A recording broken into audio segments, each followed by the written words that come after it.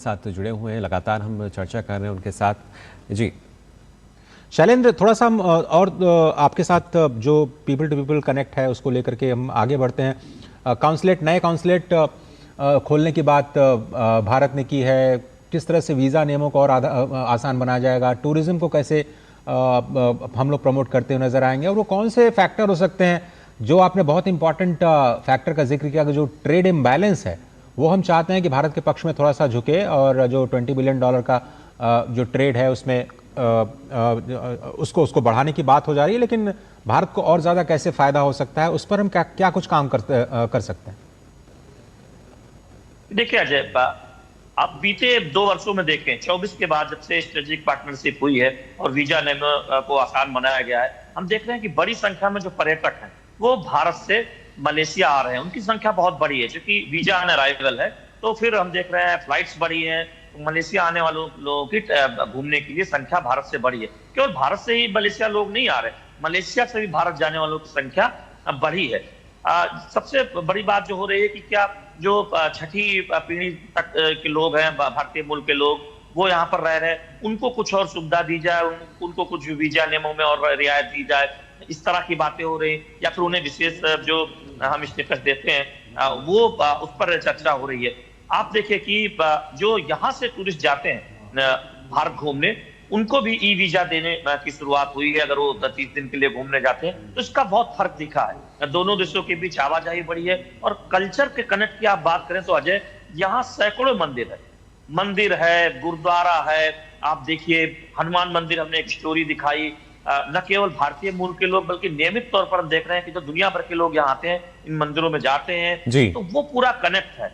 आप तमिल कल्चर देखेंगे, तमिल के न्यूज़पेपर यहाँ से छपते हैं, तमिल के 2 डेडिकेटेड रेडियो हैं, जिसमें एक सरकारी रेडियो है और एक प्राइवेट एफएम है, जो तमिल के गाने, बाकी भारतीय भाषाओं के भी गाने, बॉलीवुड संगीत यहाँ पर बहुत पॉपुलर है। प्रधानमंत्री ने उसका जिक्र भी किया कि मलेशिया के प्रधानमंत्री बहुत अच्छा गाना गाते हैं। आपने देखा भी, तो दोस्त ना रहा, मुस्कुराने लगे। किसका जिक्र कर रहे थे? दोस्त ना रहा और यार ना रहा। और हाँ, एमजीआर के गानों की भी जिक्र किया तमिल में, किस तरह से वो पसंद है अनवर इब्राहिम मलेशिया के प्रधानमंत्री को, और तब मलेशिया के प्रधानमंत्री मुस्कुरा रहे थे। अजय, तो बहुत पॉपुलर है। अरे इशारा किस तरफ था शैलेंद्र? अगर उस गाने का जिक्र करते हैं प्रधानमंत्री नरेंद्र मोदी, जब वो गाते हैं दोस्त ना रहा, इशारा कहीं और तो नहीं है?